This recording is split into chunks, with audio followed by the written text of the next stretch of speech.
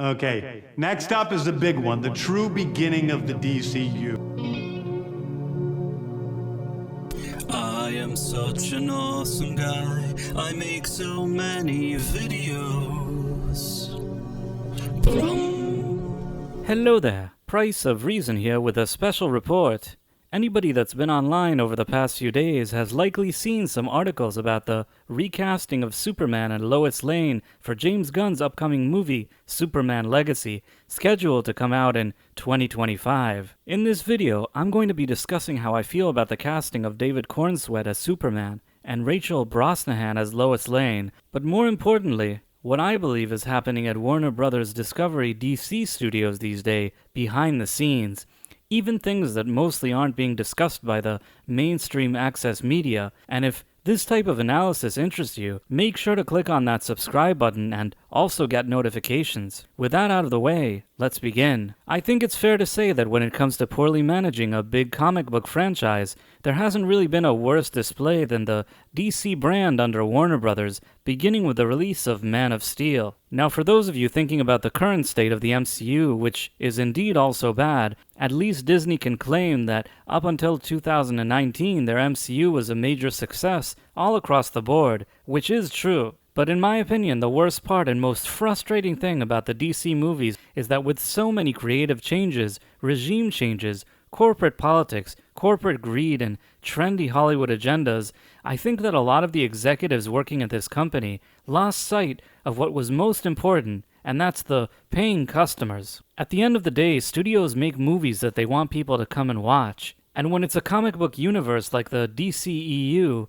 they obviously wanted to create real excitement around their brand. Unfortunately, over the past decade, by constantly thinking about quick payouts rather than laying a foundation for long-term success, all the different executive regimes at Warner DC kept committing the same ultimate sin by taking their audience for granted. During the 2010s, in an attempt to compete with Disney Marvel's MCU, which was still making big money at the time, Warner just kept rushing and scrambling while frantically trying different creative directions, and, with one hasty decision after the other, the studio never really let anybody build a proper DC extended universe. Now, it's no secret that I've never been a huge fan of Zack Snyder's work, but as I often say, Snyder at least had a consistent vision of something that he was trying to do, and while his movies may not have been making peak MCU money, they at least seemed to have a rather steady audience turn up for them, and they also weren't complete box office disasters. In contrast, since his departure from the DC franchise, all the DC projects that he hasn't been involved in any capacity have made significantly less money than when he was around. Make of that what you will. But regardless of Snyder's involvement, whether people liked his movies or not, there's one thing that most people have always been in agreement on. His casting of Henry Cavill as Superman was perfect.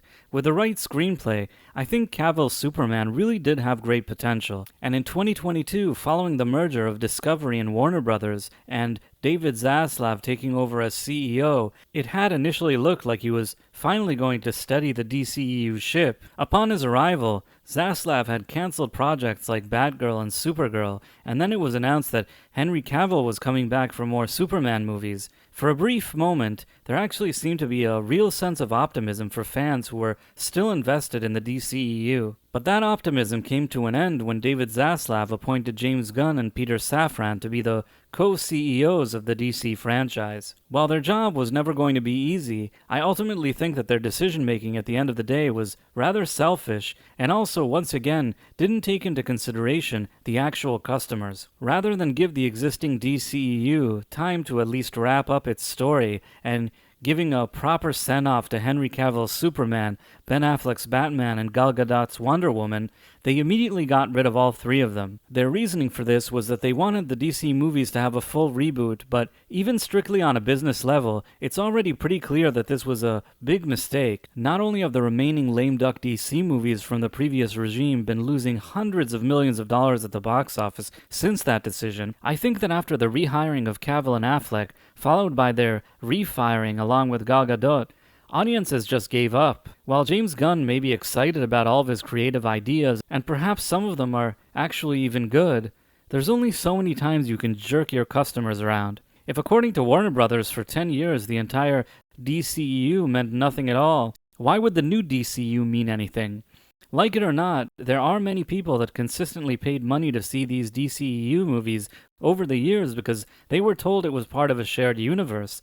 Warner Brothers getting people invested in this universe, taking their money for movie tickets, physical media, and merch for over a decade, only to pull the rug from under their feet, with not even one movie to tie things up, absolutely hurt the overall health of the DC brand, something that I believe Warner Brothers Discovery are only beginning to understand now. And while James Gunn and Peter Safran may have thought that this was great for their creative vision, I believe that they now have a very big problem on their hands. As far as the actual casting goes, when it comes to the role of Lois Lane, I think Amy Adams is a fantastic actress, but I'm not sure that they ever really made the best use of her talent in any of the movies that she was in. I would have happily seen Adams in more movies, but to be fair, I think Rachel Brosnahan is going to be great as Lois Lane as well.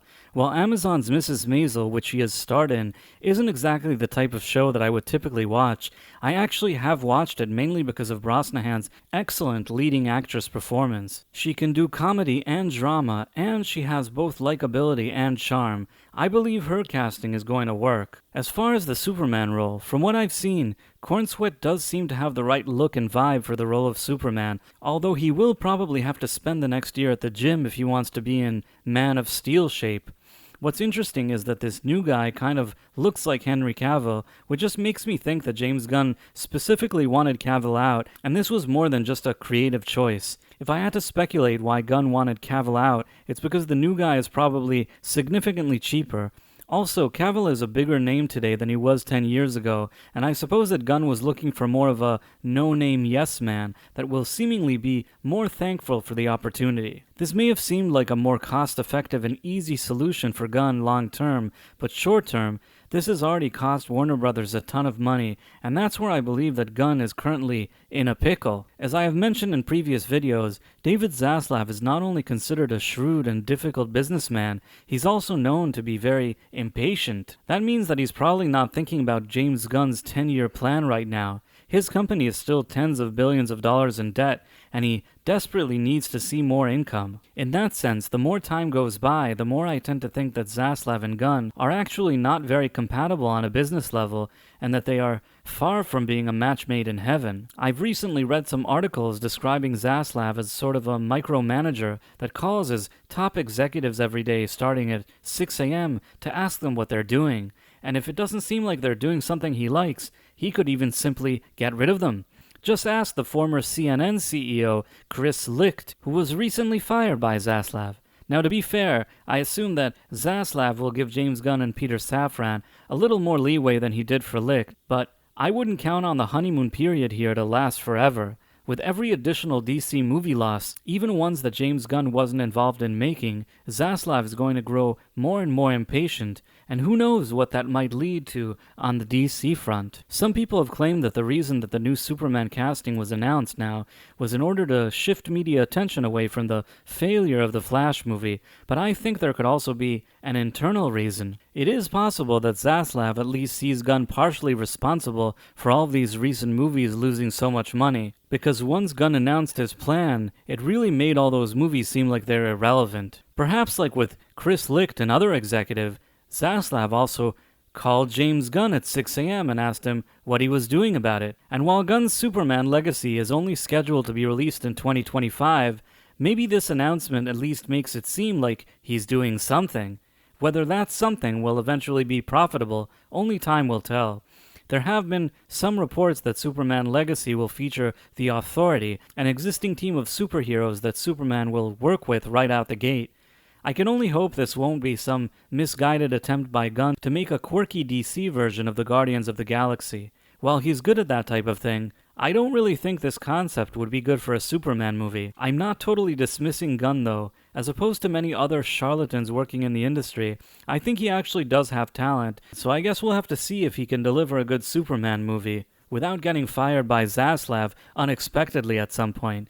But let's just say that Gunn stays and makes his Superman Legacy movie. If that movie doesn't bring in a ton of money, and I mean a ton, I doubt Zaslav will continue giving Gunn the same type of credit that he's been getting. So really for Gunn, this is probably the biggest test of his career, and there's absolutely no room for failure. What do you think about James Gunn's Superman Legacy? Are you looking forward to seeing it? Feel free to let me know in the comments, and if you enjoyed this video, please consider subscribing to my channel and also clicking on that wonderful notification bell.